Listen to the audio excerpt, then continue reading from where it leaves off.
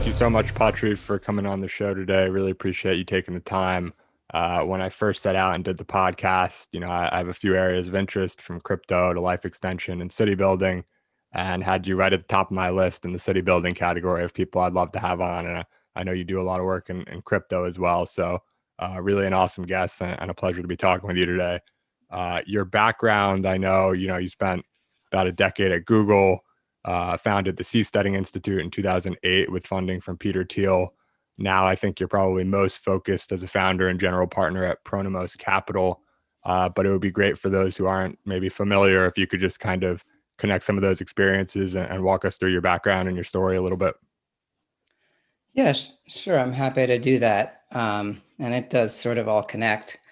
I guess after college, I started thinking about where I wanted to live and just realizing that the U as a libertarian, the US just really was not according to my values. And just as a consumer of government services, like the quality was kind of just way lower than what I get everywhere else. You know, I like to joke that like all I want is like a government that works as well as T-Mobile, like has the customer service of T-Mobile. I'm not asking for the iPhone yet, but in government we don't even have that. And so I was like, well, maybe it's just the US. Maybe if I move to another country, it'll be better. And I kind of looked around the world and was like, yeah, there's some things that are better, some things that are worse. But like overall, there's not any country that I'm like really excited to live in. Like, what's going on here? And so I think a lot of entrepreneurs start that way with a problem that they have that isn't being solved, that they dig into and get excited about and realize that it's a problem for a lot of other people. And that, if there's a way that they might be able to address it, they get into it.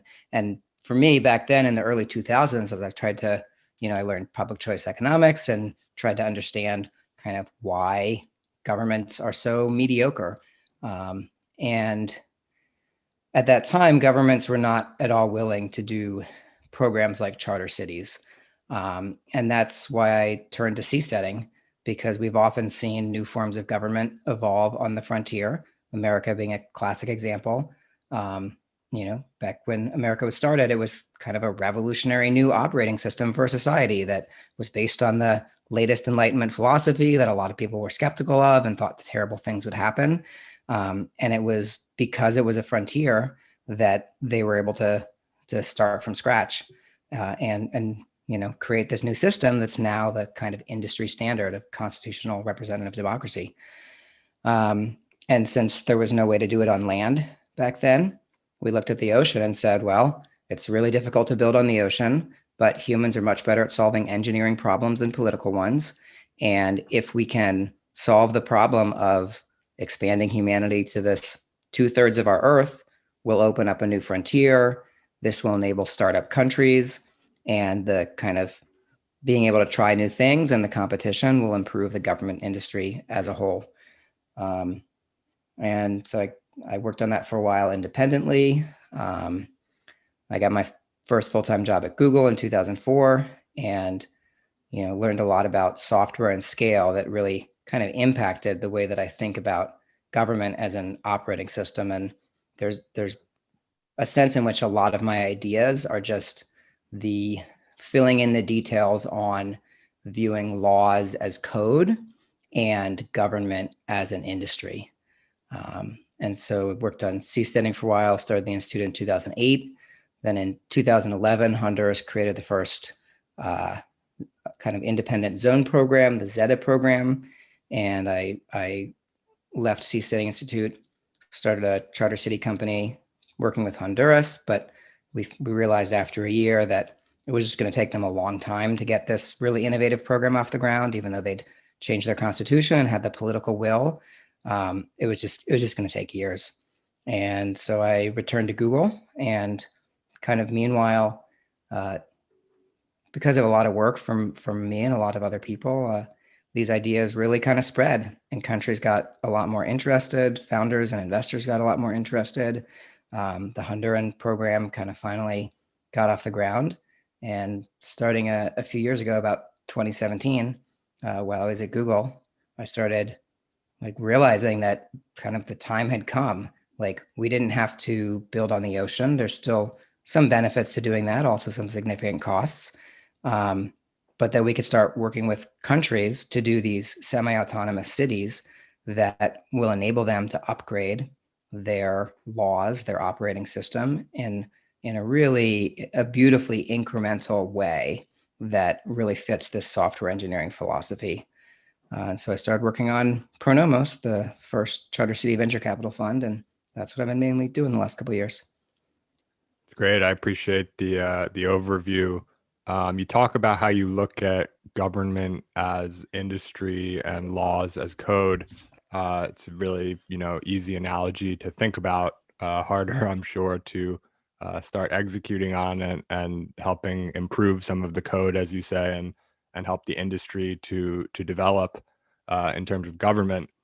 Um, when you think about, governments, how most people view them today, I understand, from your perspective, there's lack of incentive to be competitive. It's been historically quite hard to pick up and leave your home country or to join a new country and move to a new country and immigrate. The US, to your point, has been very successful in large part because it was the frontier and a lot of people could come here and there was a blank slate on which to create these laws.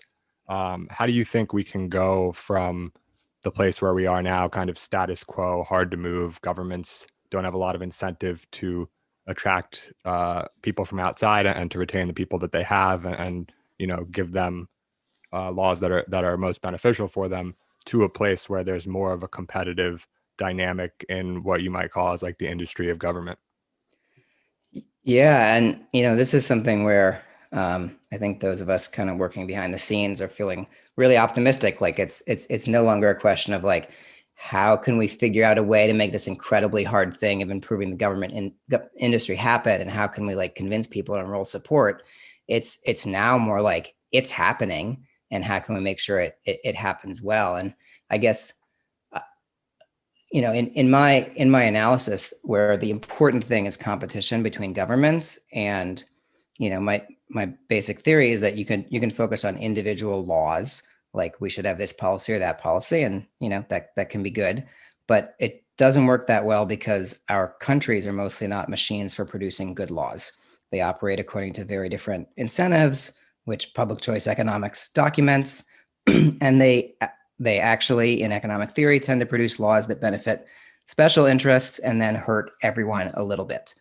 Like what we have is a world where even if you have ideas for new systems that will generate better laws, there's no way to put it into practice. And that's where seasteading and charter cities come in. That's what I think is really needed. And the exciting thing about charter cities is that a big part of the problem was the 0 to 1 of founding a sovereign city state. And charter cities are beautiful because they say, hey, we're going to start in an existing country with an existing legal system and work with the government to say, okay, here are the parts of the laws that you can rewrite. Here are the parts of the laws that we're going to follow. Here's how we'll deal with kind of disputes between us about what the laws should be. And we let people in the country opt in, like by moving there. And so it's like the government, I mean, again, as a software engineer at Google, if you wrote some variant to the search algorithm, you didn't like write it and then like test it a little bit and then like deploy it to, the billion Google searches a day. What you did was you might, if it passed the initial testing, maybe you make it so that 1 in a million searches uses your new algorithm, and you see whether it works better for those people. And if it looks good, you make it so that 1 in 1,000 people gets it, and you continue scaling it up. And the bigger the reform you're making, the more positive impact you can have, and the more important it is to do it in this incremental fashion. And so charter cities are kind of this missing link between, government as it was and starting new countries the way we start new companies today. And that's why I'm so excited, and it's happening. Right. And I would just add, this is the very beginning of 2021.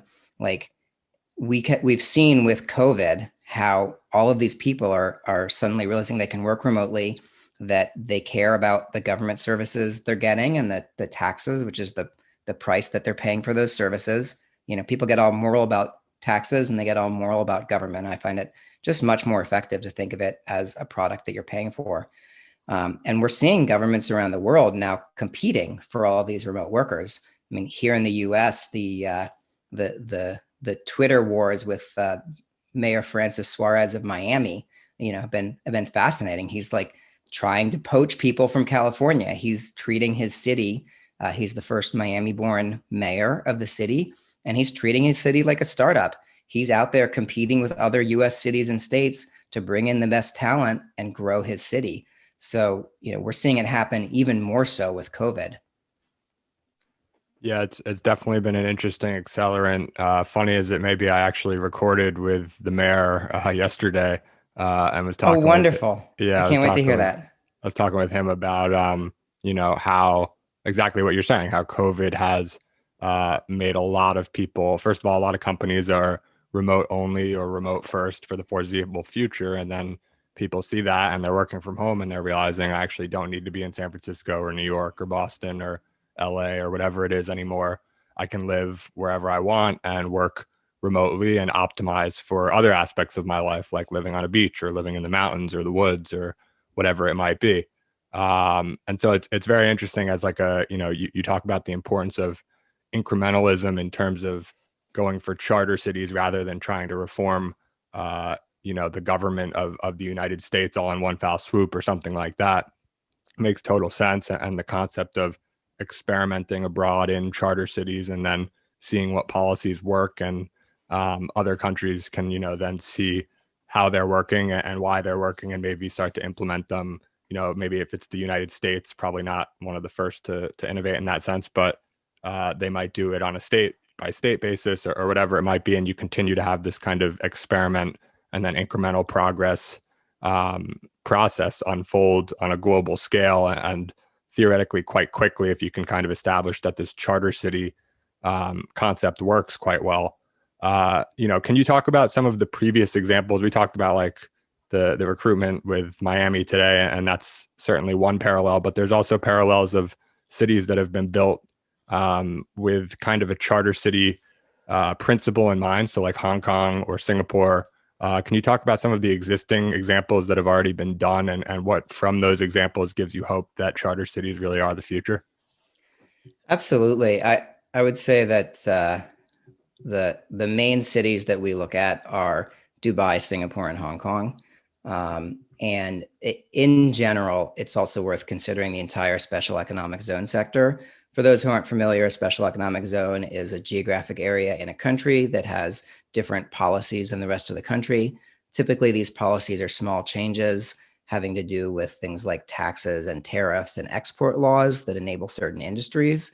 There are thousands of these SEZs, and they've been critical to the economic development of many countries, most notably China, which lifted more people out of poverty than the world has ever seen, using SEZs to gradually transform its economy.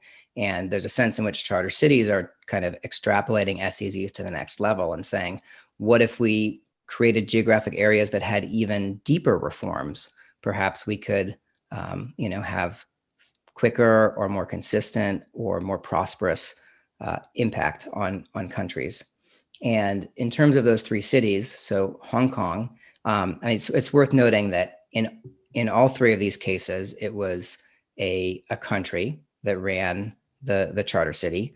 And we're looking at, as part of being in the 21st century, at moving more towards public-private partnerships, where a company and a country work hand in hand to create this new prosperity zone.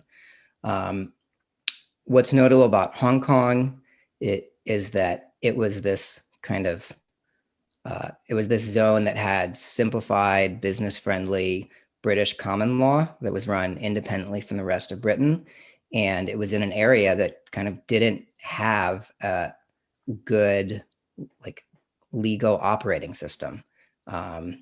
And there's lots of talent and trade and wealth in Asia, and having an area that just had kind of what in the West is industry standard property rights and contracts and a well-functioning legal system, created this incredible city where people could move and build wealth and produce their wealth and help their relatives back home. And it just grew into this kind of shining example that shows that it can be done. I mean, it's true that it was backed by the United Kingdom, and obviously kind of imposed by force. And in the 21st century, it's not okay to start things with force. But the idea that that one British administrator, Cowperthwaite, could kind of create a prosperous zone that grew rapidly, just by applying the best practices that he knew and bringing them to a new place, like that is still relevant today. Dubai, what I love about Dubai is that it's kind of the premier example of this idea I suggested of moving from SEZs to charter cities by deepening the reforms.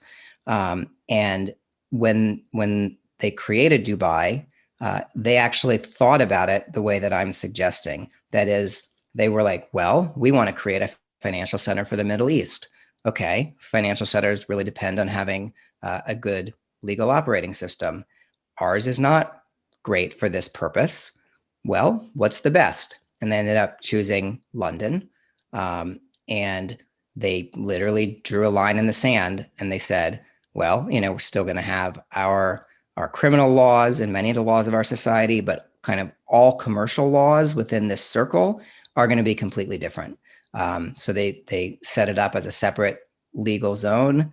They imported British common law. They hired retired British judges and set up an independent legal system. And they, kind of the same way when you're building an app, right? You choose your development framework based on kind of what's the best for the app that you're trying to make. And in Dubai, to establish Dubai International Financial Center, that's what they did. And that's the mindset we're trying to promote, that I kind of came up with. To governments worldwide is like, look at their laws as a key part of their tech stack that needs to function well for anything else to work. And then Singapore, even it was a conventional nation state, but it's just run really differently than other countries. They really think of it almost as a business. And, I've actually compared Singapore to Apple in market cap. Singapore started a little bit earlier. It's a little bit bigger. They've saved more than $1 trillion, but it's like one of the only countries in the world that was actually run at a profit, which is a crazy, crazy idea if you think about government. But then if you think about it as an industry, like that, there's like only a few countries that actually, make money and are over time accumulating resources to help their future citizens rather than like accumulating debt that future citizens will have to pay. And so, while they're a conventional nation state, not a charter city, they are basically the for-profit city state of the world.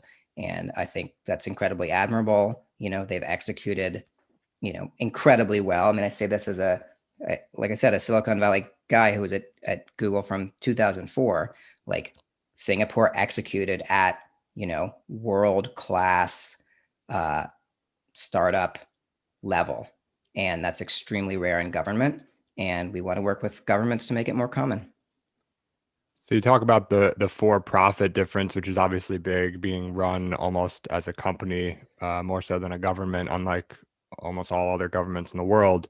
Are there lessons to be drawn from that for the purpose of charter cities in terms of, we don't have to go and maybe start from a completely blank slate? There's elements from Singapore specifically that we can try in, a country in Africa, in a small zone of a country in Africa, that we can do as a charter city.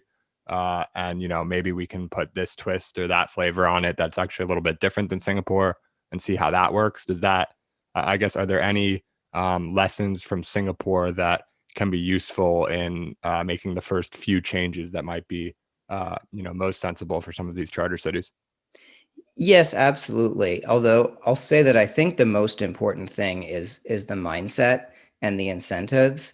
I mean, you've got an interview with the mayor of Miami, for example, and he's clearly thinking of his city, kind of like a growing business. And so I think that like the hard part is even getting to try, is getting governments to think this way.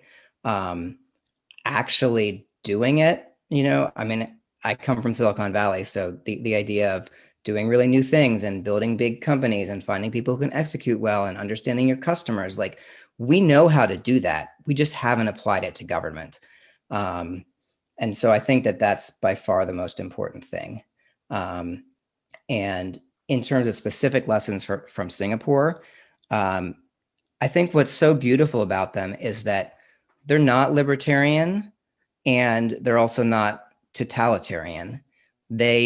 What you can see when you look at somebody who executes well and thinks in terms of high level strategy and trade-offs is that they kind of come to all of these different compromises and try all these different strategies that don't fit into some simple philosophy, but that all come from, I want to make a great city for my citizens. And Singapore has all of these things that are a blend between kind of business friendly and low regulation, and kind of, strong state power in certain times and places when it's really needed. So it's just a really different, it's like, it's so easy to think of there just being an axis and like, okay, either you can be like free or you can have a lot of government control and like safety. And like, no, actually there are like ways to get more of both if you actually try. Um, the two specific lessons. One is the importance of integrity. Part of what Singapore did was they were very, very strong against corruption and for integrity, and their legal system was enforced very, very fairly. And they made absolutely sure that that corruption was investigated and stopped. And I think that that's just I think that's essential. And one of the great things about a charter city is that, it's really hard to change corruption in an entire, whether it's a city or a region or our world, where it's endemic, because these ways of doing business where you rule in favor of who's most powerful or who's most related to you, that they're part of a culture. They're part of how people are used to interacting. And, if you want to change that, whether it's in the US or in Europe and Asia and Latin America, being able to start in an empty area and build up a brand new culture, I think it's actually doable.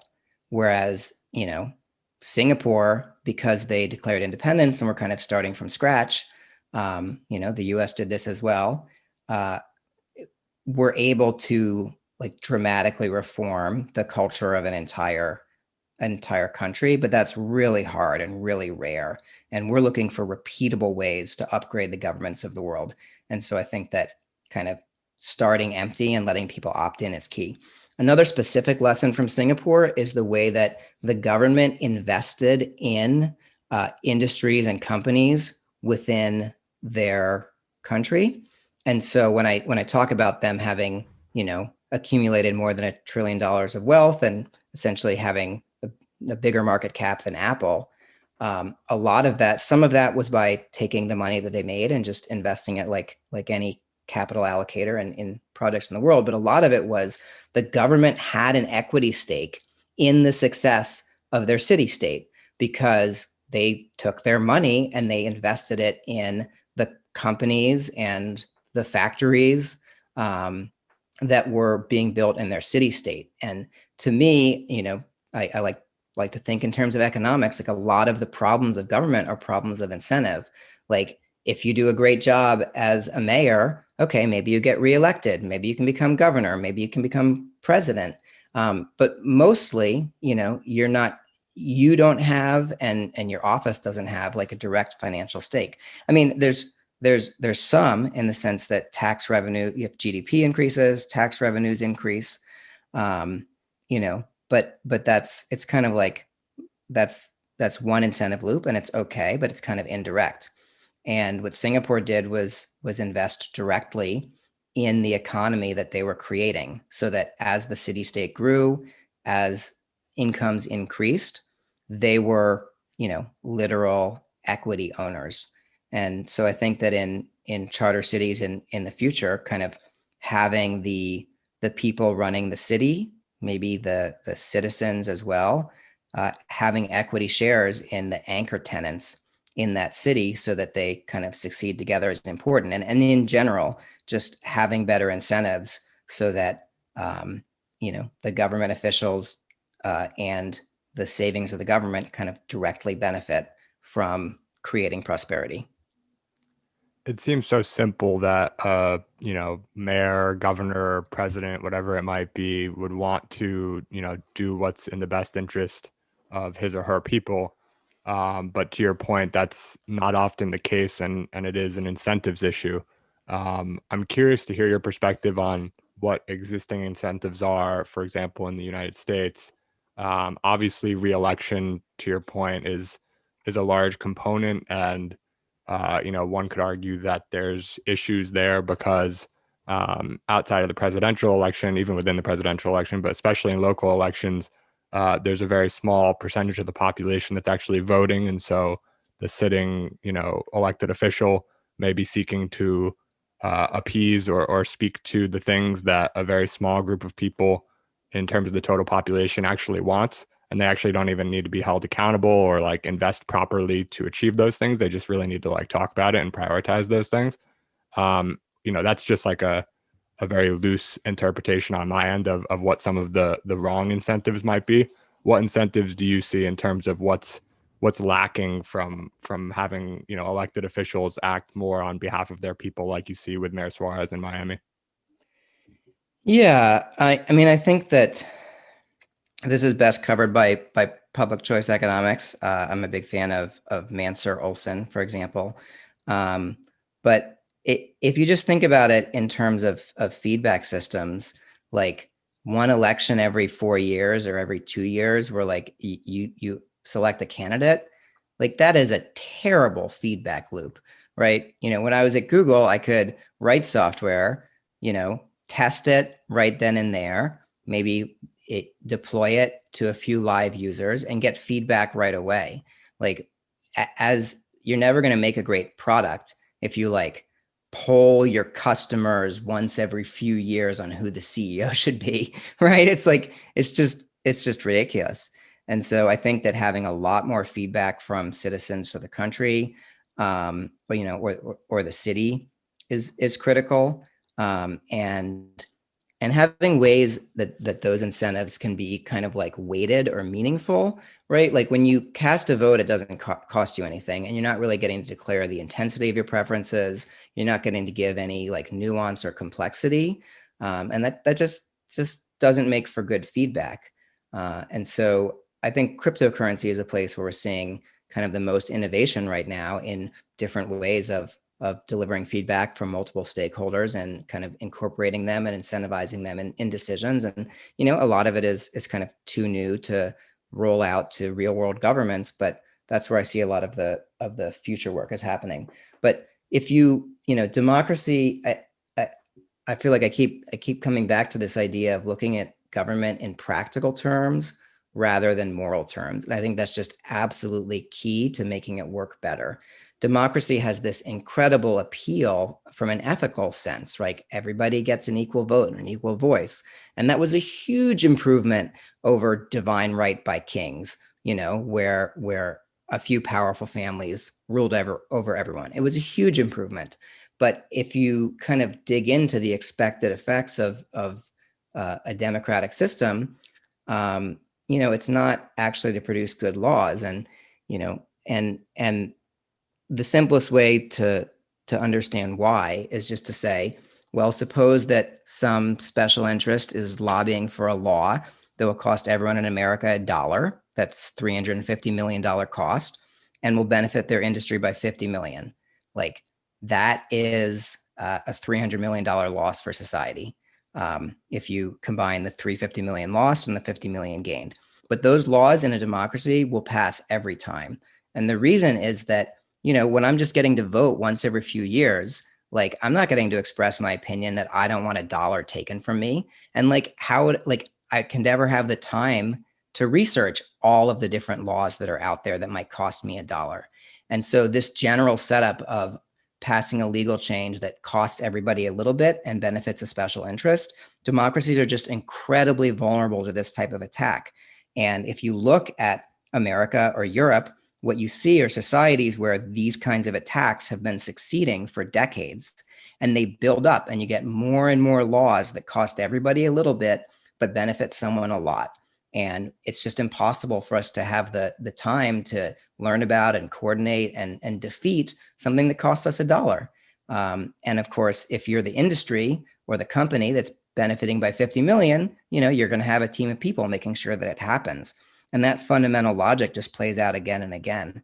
And so I think we need to move beyond the kind of, well, democracy seems fair, and say, okay, well, what are other fair systems that give people an equal voice, that would actually pass laws that benefit people? And in my competitive governance framework, this actually comes from my dad's philosophy and a section of his book Machinery of Freedom, where he said, well, what if everybody lived in RVs, right? So that like you were not tied to your city at all, and or your country, and your country was like, we want to declare war on someone.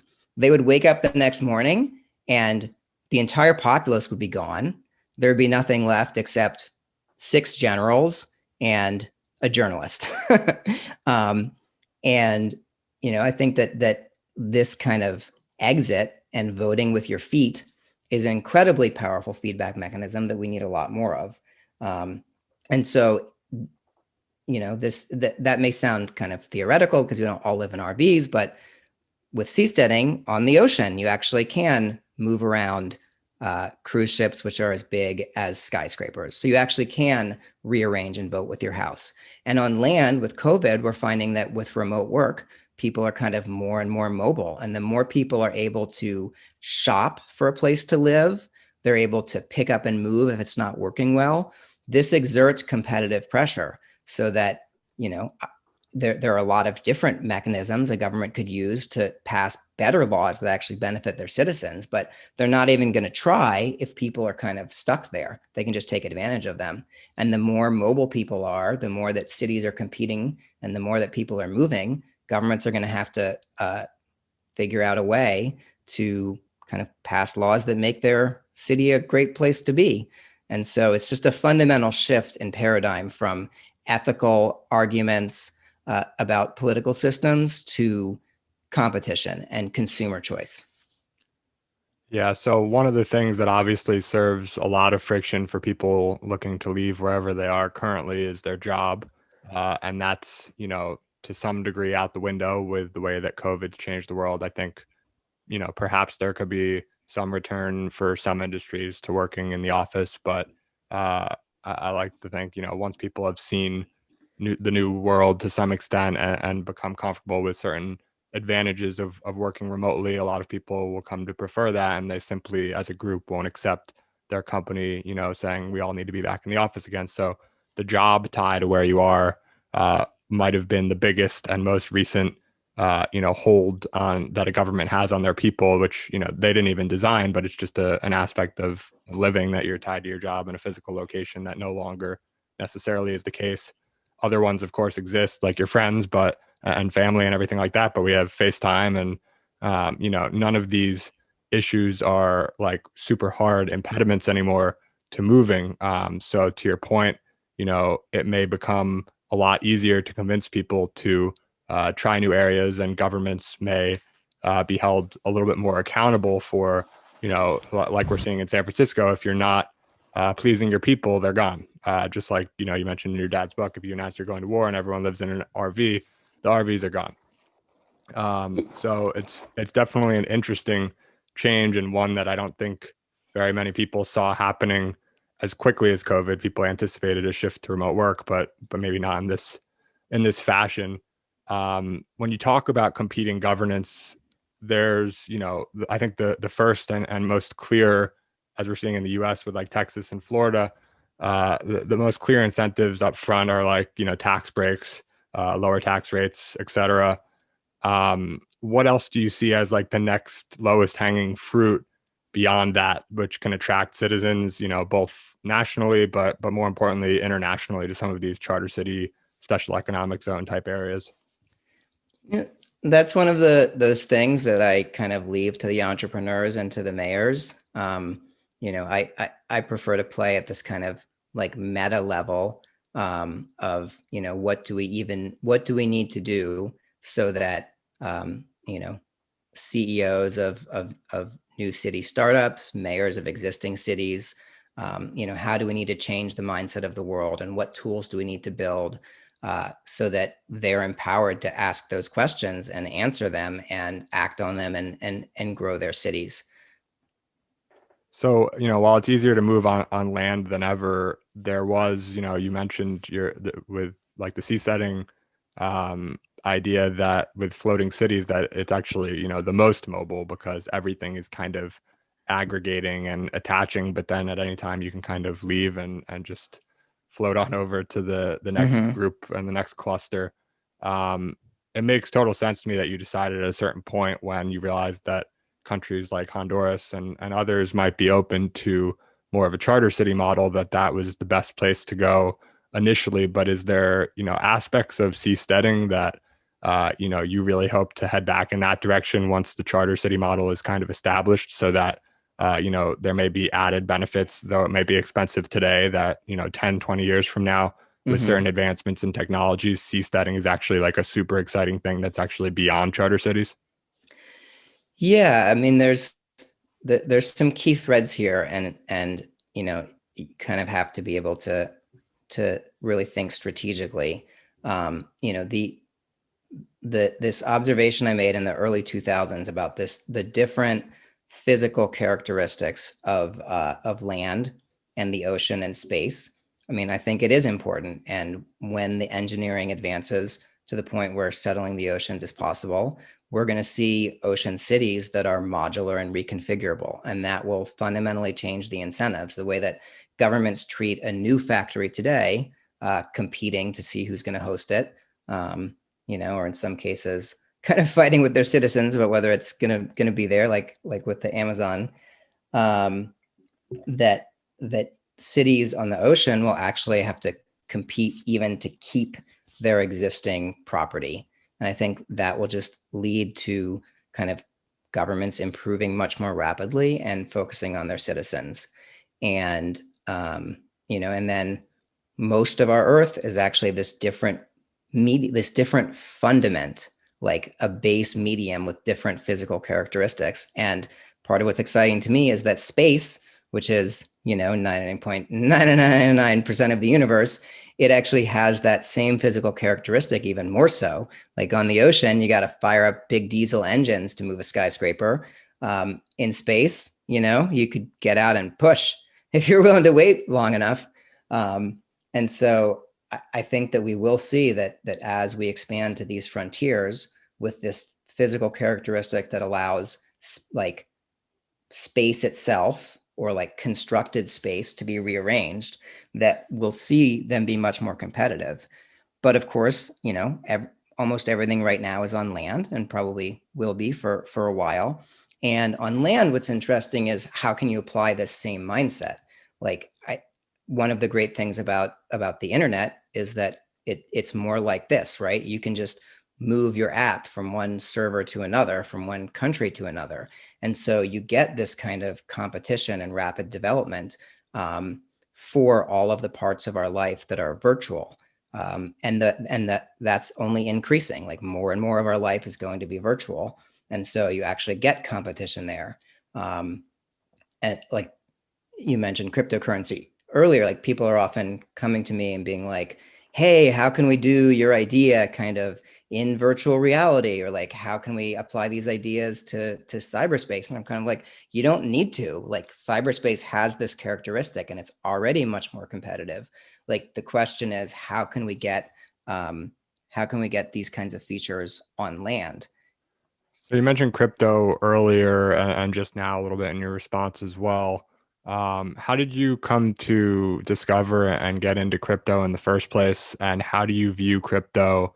Well, you said, it might not be quite ready today, and governments certainly may not be ready to accept it and use it to its full capacity. But how do you view crypto as potentially accelerating, enabling, improving ways in which we can run with this charter city concept? Sure. So I got into crypto in about the year 2000. There was uh, a project called Laissez-faire City that had wanted to do a charter city back then, and no governments were kind of willing to work with them, and so they morphed into this Costa Rica-based company that was trying to build an anonymous digital bank, securities market, and a variety of other things. And and they were too early. And the founder was kind of a bit of a shady character. He did things like commingling funds, his personal funds with things that were happening in the markets and people's deposits. And I found it very intriguing. Like, actually, they were actually trying. They actually had a community. They were writing code. I went down and spent a summer with them, I think in 2000. And I had studied cryptography. I did discrete mathematics as an undergraduate. Found it really interesting. And my dad was a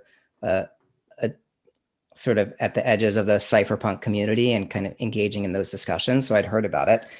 And I did an analysis of the kind of the banking system that they had written, and like found some security flaws in it and made some proposals about how it could be done better. And this idea is not in any way original with me. It was just it was around at that time. But part of the flaw of their system was that it was a single central bank, even though it was operating on public key cryptography. It had like a bit of a cryptocurrency nature to it, but it was still kind of a single entity run by one person. And I was like, well, look, you could use this same system, but have a whole bunch of independent banks that were verifying all of the transactions and maintaining the shared ledger. And like maybe you have like a transaction is kind of considered approved if the majority of the banks approved it. And that was it. I didn't fill in any details. Obviously, there's a huge amount more to happen. And this idea was not original with me, but I was kind of playing in the space then. Their project went bust because of this financial mismanagement, and they were just too early. But I was just excited by the kind of potential of these new cryptographic techniques to change money. And I haven't, because I've been devoting myself to charter cities, I haven't gotten deeply into crypto. It was actually one of these things where I kind of resisted it for a while, and in the last decade, I was kind of like, crypto is so fascinating that I know if I like get anywhere near it or start reading about the new developments now that it's actually happening, I'm just going to get sucked in. And so I actually kind of held off until 2017, and then started reading about it and playing with some ideas. I have this thesis of markets eating the world, and cryptocurrency as essentially as a technology for enabling markets, where a lot of people they think of everything in terms of Bitcoin, because Bitcoin was like this first use case. But I think about cryptocurrency in a more generalized way, where Mark Andreessen has this great thesis about software eating the world. Just the idea that there are like everything in our lives can be done better with software. Not everything, but most things. And the process of upgrading our entire economy and political systems and like everything that we do with software is a massive undertaking. Like we're rewriting the basis of our entire world. And that means it's going to play out over decades. And I think that there's something similar with markets, where there's all these things that we do that are kind of opaque and illiquid. And you can see, what is Uber? They made a market in taxis. What is Airbnb? They made a market in hotel rooms. If you look at the unicorns, something like half of them are basically making markets out of parts of the economy that did not have well-functioning markets previously. And I don't think markets eating the world is quite as universal as software eating the world. I think the scope for applying markets is more limited, but it's still very big. It's so big that for decades, you will see, hundreds of companies or thousands of companies founded every year that are doing some version of trying to create a market in some part of the economy that doesn't have one. And from this lens, cryptocurrency is a set of cryptographic techniques and approaches and strategies that can be used to make markets. And making money, was just kind of the first application. But there are all kinds of other ways of using these same technologies and ideas to make decentralized markets and all kinds of things. So that's, I think, been my main contribution to thinking in cryptocurrency, is that viewpoint. It's a really interesting perspective. Haven't really thought of it quite that way before. Can you tie it back, last question, to charter cities and the work that you are doing, and maybe, I don't know if it's relevant, but was that in any part, the contribution that crypto could have to experimental governance and charter cities, was that in any way a factor in why you started paying attention in 2017? Yeah, great questions. So I think that there are deep connections between cryptocurrency and charter cities, right? You can think of charter cities as trying to make a market in government.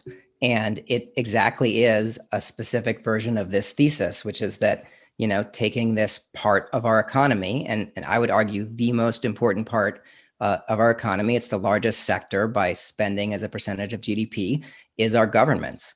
And we think about them in these very ethical ways. We're very tied to certain cities and countries, and they're just all of these reasons why they're not well-functioning markets. And the more we can move them towards being products that you pay for, like with taxes, and having people think that way, and kind of making it easier to start new legal zones, making it easier to copy laws from one place to another, making it easier for people to move, the more it will become a well-functioning market, and the better a product that it will create. And the money application of cryptocurrency is basically this private, decentralized alternative to something that had for a while been done by governments, which was managing money. And charter cities are trying to create this private, decentralized alternative to, massive nation states. So it's very similar. And then even more deeply, a lot of what cryptocurrency is governance and incentives. The crypto world is where people are like Vitalik Buterin are thinking really deeply about, like, how do we make shared decisions that result in mutual benefit? How do you prevent it from being attacked or being taken advantage of? And so, that's exactly, it's being applied in a different domain, but that kind of is the project that we need to do for our cities and our countries, is what are laws that will enable us to cooperate and make society function better and kind of produce more of what people want: health and happiness and prosperity and security. And so I kind of see crypto as being like the experimental lab for governance innovation. And it's not just a lab, because it's actually also an application and a, hundreds of billions of dollars industry.